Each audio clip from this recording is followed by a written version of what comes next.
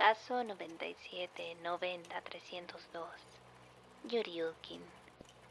Incidente ocurrido en el pueblo de Algazovo, en Rusia Central, en noviembre de 1952. Testimonio proporcionado el 2 de marzo de 1979.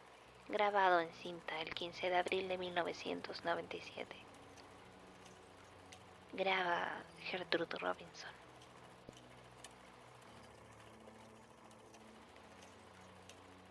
Cuando era niño, siempre me encantó el circo.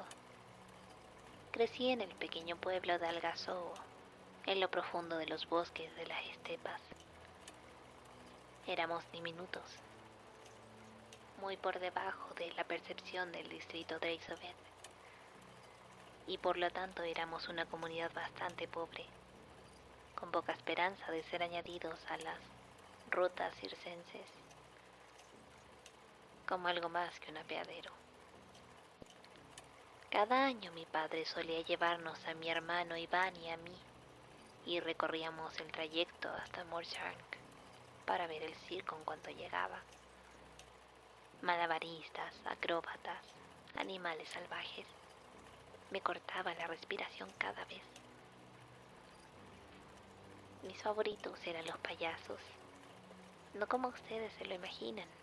He visto a los que llaman payasos en este país, pero por aquel entonces los payasos contaban chistes de verdad. No se limitaban a pegarse mutuamente y a caerse. No siempre entendía los chistes que contaban, pero había algo intoxicante en estar ahí sentado, rodeado de gente, todos riendo y vitoreando. Aunque no siempre compartía su diversión, siempre participaba en su alegría. Nunca me gustaron los acróbatas, eso sí. Los contemplaba columpiándose de la parte superior de las carpas, saltando entre el trapecio o caminando por su cuerda floja, y mi corazón se tensaba. Y todo lo que podía ver era mi mente, en la imagen de su caída al suelo cubierto de albero. Nunca he tenido miedo a las alturas personalmente.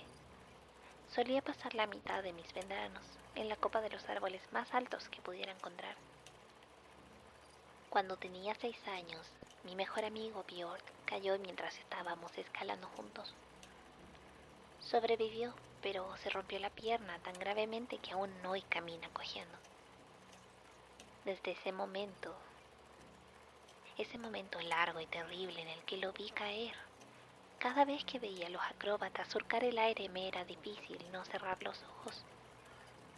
Aún así, eso no cambiaría el hecho de mi visita al circo en Montserrat. Sigue siendo uno de los recuerdos más felices que tengo de mi infancia. Un día a principio de noviembre, el circo vino a Algazovo. Decir que esto era extraño es por no decir otra cosa. Como ya he dicho, éramos un pueblo pequeño y muy por debajo de la apreciación de los tropes que viajaban por la región. Más allá de eso, el invierno estaba empezando a caer y deberían haber pasado muchos meses hasta que la nueva temporada de gira volviera a aparecer. Entonces, igual que ahora, todos los circos eran propiedad de y gestionados por el gobierno, algo que se toma muy en serio. Así que la idea de que pudiera ser una compañía independiente que simplemente se encontraba en Algazovo era impensable. Siempre había rumores de trotamundos o viajeros que montaban sus propios espectáculos, pero estos eran poca cosa. Siempre casi listos para seguir adelante si alguien los reportaba al Sirsovet local. Este circo era inmenso, prácticamente tan grande como los que se veían en Morshank. Los vagones rodaron por el pueblo poco antes del amanecer, y al atardecer ahí se encontraba, en el campo al este del pueblo. Sobre la entrada había posado un cartel vistosamente pintado que rezaba Drugoi Cirque, o otro circo. Supliqué a mi padre que fuéramos. Estaba cansado, pero resultó evidente que casi todo el mundo del pueblo tenía pensado visitarlo. aunque solo fuera para saber qué reportar al Sir Safed más tarde. Pronto una muchedumbre de los nuestros estaba dirigiéndose, a través de la tarde gélida de noviembre, hacia las coloridas carpas y las luces radiantes. Mientras nos acercábamos, escuché un sonido estridente y aflautado. Nunca había escuchado un calíope. No los había usado en los otros circos que habían visitado y encontré su sonido energizante. Había algo en su ulular que me entusiasmaba, aunque esa fue la última vez que pude oír tal palabra sin llenarme el más profundo temor. No había ninguna valla alrededor del exterior, y en su lugar el portón se alzaba, solitario delante del circo, con el nombre iluminado por las lámparas de gas a cada lado. No era ninguna sorpresa que un lugar así no tuviera electricidad, como los de Morshank, pero aún así parecía que las sombras titilantes que proyectaban esas lámparas eran más pronunciadas de lo que yo estaba acostumbrado. Junto al portón estaba parada una mujer bajita vestida con un leotardo, aparentemente ajena al frío. Al acercarse a nuestro grupo, empezó a saludar con un movimiento lento y lánguido, y nos llamó para que entráramos. El circo estaba abierto, dijo, y todos eran bienvenidos. Su voz era extraña. El ruso que hablaba era perfecto, pero su acento y su entonación estaban mal. Cada vez que hablaba era abrupta y repetitivamente, como un disco rayado. Si mi padre y sus amigos lo notaron, no dieron ninguna señal de ello, aunque ya estaban suficientemente recelosos. A mí me daba igual. Estaba demasiado emocionado por el circo. Iván estaba más entusiasmado, más de lo que estaba yo. Y al escuchar esta invitación, surgió de la multitud y corrió vivamente a través del portón. Y entonces fue como si se hubiera roto un hechizo, y el recelo pareció desaparecer de golpe. Mi padre me tomó la mano y me guió bajo ese cartel brillante, pagando los 5 rublos por la entrada. Más allá de él, había más lámparas de gas proyectando su pálido resplandor en las carpas y vagones. El silbante calíope aún tocaba, dándole al lugar una sensación de vida y energía, mientras que el aire estaba repleto de olores dulces. De la parte de atrás de la carpa llegó el rugido de un gran felino, y solté la mano de mi padre para adelantarme corriendo e ir a verlo. Efectivamente, ahí, tras gruesos barrotes de acero, estaba el vívido rostro naranja de un tigre. Me contempló con los ojos entornados, aunque se mantuvo quieto. Yo estaba embelesado. Su pelaje era brillante y denso, y su boca abierta se curvaba para revelar unos largos dientes de un blanco deslumbrante. Había visto osos y leones antes, y una vez incluso un elefante, pero nunca había visto un tigre de verdad. Me arrimé más hasta que lo único que había entre nosotros eran 15 centímetros y unos barrotes de hierro oxidados. Mientras miraba fijamente a esta preciosa criatura frente a mí, movió la cabeza. Era de lo más extraño de ver. Parecía cambiar de posición lentamente, como una muñeca a la que le estaban girando las articulaciones, pero su rostro permaneció completamente inmóvil. La boca se mantuvo curvada para revelar sus dientes. Las orejas se mantuvieron alerta y apuntando hacia adelante, y los ojos seguían mirando fijamente, aunque donde en un primer momento habían parecido brillantes, ahora tenían un aspecto casi vidrioso. Sin aviso rugió, el mismo poderoso clamor de la violencia que había escuchado antes, pero cuando lo hizo, me caí hacia atrás de la sorpresa. La boca del tigre no se había movido. Mientras retrocedía, sentí una gran mano sobre el hombro, y al mirar hacia arriba había dos hombres gigantescos vestidos con monos de trabajo. Me levantaron con facilidad, de manera que mis pies quedaron colgando casi a medio metro del suelo.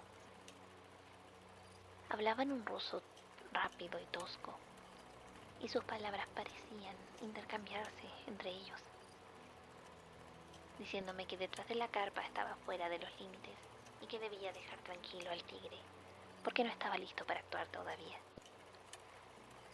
Al menos eso es lo que pensé que habían dicho en aquel momento. Solo fue más tarde cuando se me ocurrió que la frase exacta había sido que el tigre no estaba terminado. Me llevaron de vuelta con mi padre y me bajaron a su lado. Les dio las gracias y me preguntó si había visto a mi hermano. Iván no había vuelto después de haber pasado corriendo el umbral y mi padre empezaba a inquietarse. Estaba de pie hablando con un hombre pálido con una llamativa chaqueta roja, al que identifiqué como el maestro de ceremonias. Este hombre alegremente vestido dijo que no había razón para alarmarse, que pediría a su gente que estuvieran pendientes y que Iván, sin duda, volvería cuando la función estuviera a punto de empezar. Había mucho que explorar en el circo, le dijo a mi padre con paciencia, y los niños dejaban a menudo que su emoción los dejara llevar en aquel lugar nuevo y extraño. Pero todavía no habían perdido ninguno. Esa última parte la pronunció con una sonrisa que, pienso, se suponía que debía ser tranquilizadora, pero que me recordaba demasiado al tigre con su dentadura brillante e inmóvil. Los dejé discutiendo allí y me fui a buscar a Iván. En mi mente de 10 años estaba seguro de que podría averiguar a dónde había vagado mi hermano pequeño. Volvería victorioso y mi padre le diría a todo el pueblo lo bien que había actuado. Mientras caminaba me encontré fascinado por las titilantes lámparas de gas, algunas transparentes y resplandecientes, otras de cristal tintado, y decidí que Iván también se había sentido atraído por ellas, así que las seguí circunvando la carpa y a través de vagones y camiones, hasta que me encontré ante una carpa más pequeña dispuesta al lado de la carpa principal. Había otro cartel de madera cruzando la parte superior. Esta parecía estar escrita en inglés. No entendía lo que decía. Sabiendo lo que sé ahora, creo que decía exposición de monstruos. Ahora bien, deben entender que los espectáculos de monstruos no eran parte del circo soviético. Es más, creo que incluso en América su práctica lleva pasada de moda muchos, muchos años. Así que no tenía ni idea de qué esperarme cuando entré buscando a Iván. Lo que vi dentro es una de las principales razones por las que estoy tan seguro de que mi experiencia merece estar en su biblioteca. Es la razón por la que fui a Moscú a estudiar medicina.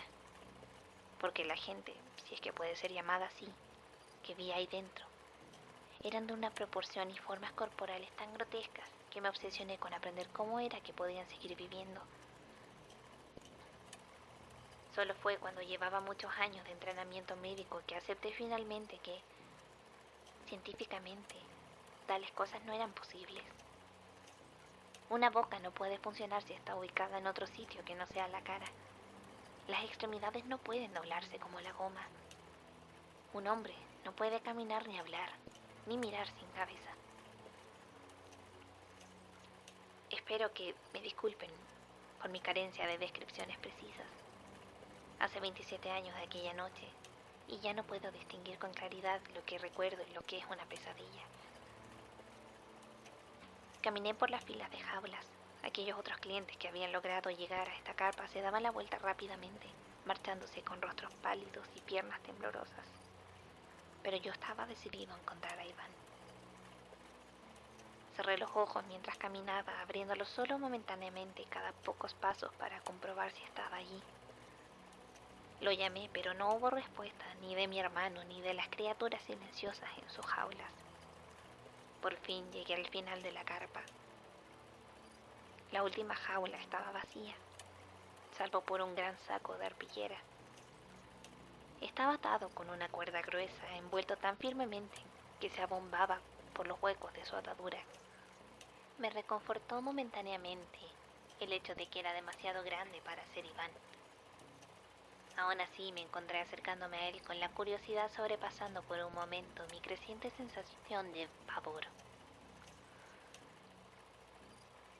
Entonces a lo lejos el calíope empezó a tocar, anunciando el comienzo del espectáculo, y el saco empezó a moverse.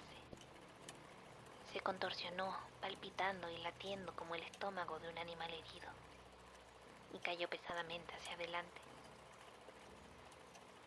Grité y huí a la noche congelada.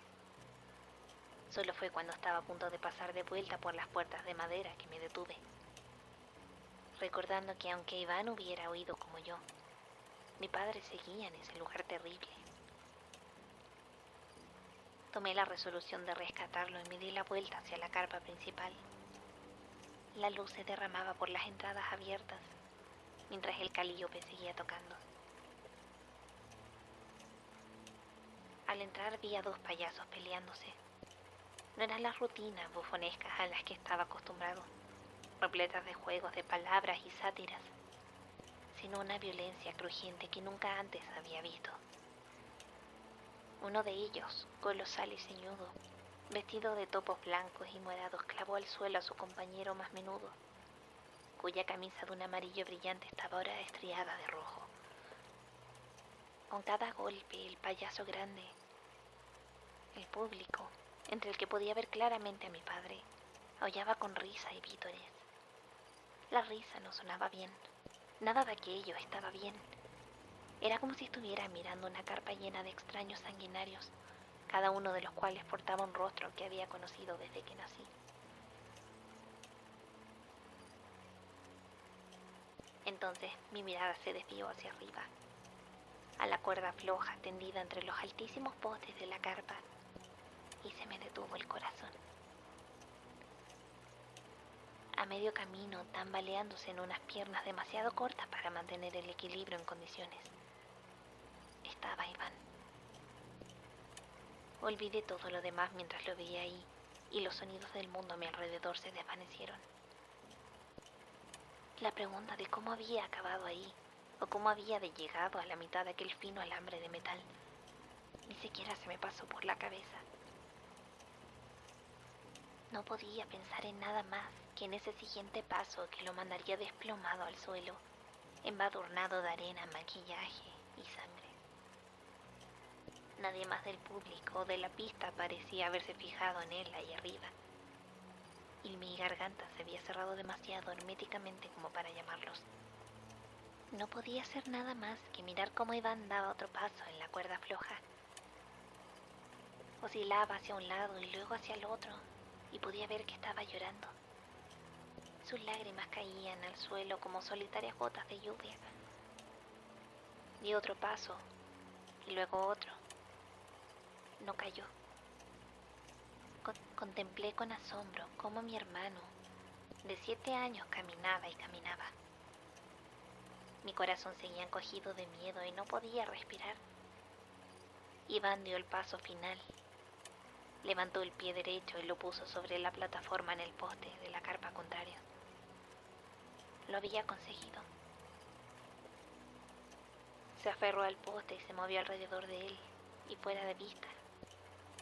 No sé cuánto había estado ahí mirando, pero me pareció que solo un momento después sentí la mano de mi padre agarrándome del hombro. Me di vuelta y lo vi ahí de pie, con Iván a su lado.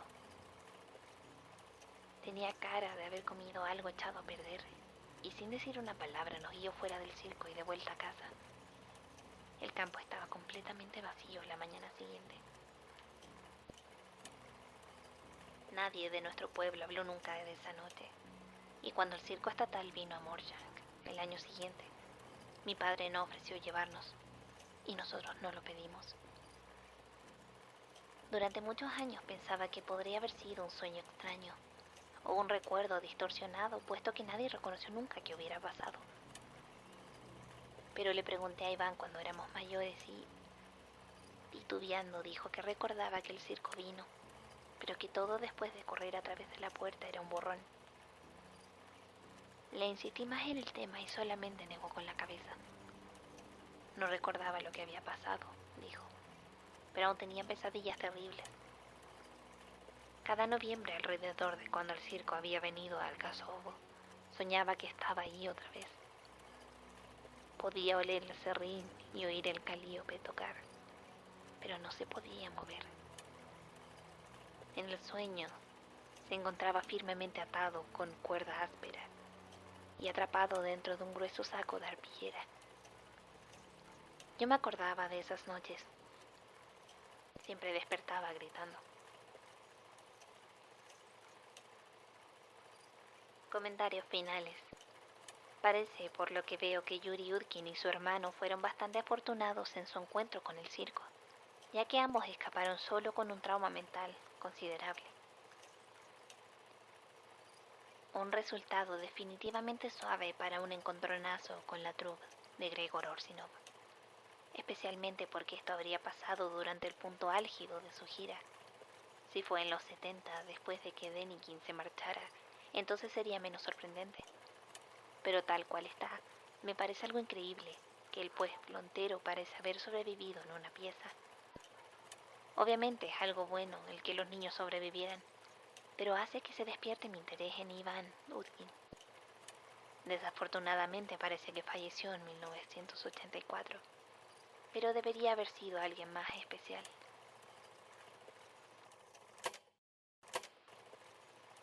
Suplemento. Esta es la primera de las cintas que he recibido de Basira.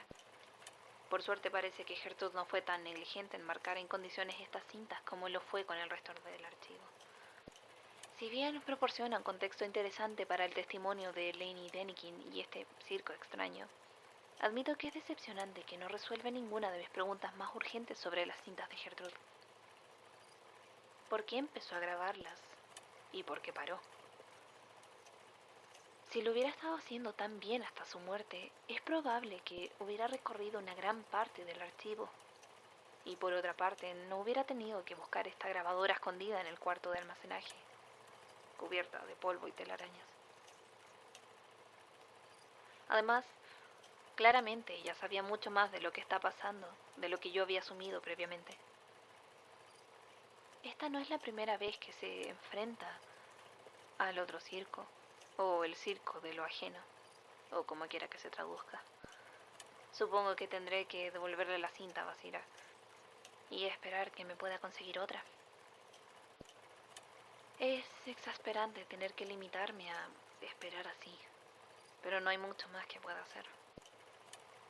Por otro lado, creo que alguien puede haber encontrado estas cintas secretas. No parecen haber sido manipuladas, pero el cajón en el que las guardaba estaba ligeramente más abierto de lo que lo dejé. No se lo he mencionado a los demás porque si alguno de ellos hubiera abierto mi cajón por razones inocentes, entonces no quiero que sepan que hay algo relevante en las cintas de adentro. He levantado uno de los tablones del entarimado y las esconderé ahí abajo por ahora. Fin del suplemento.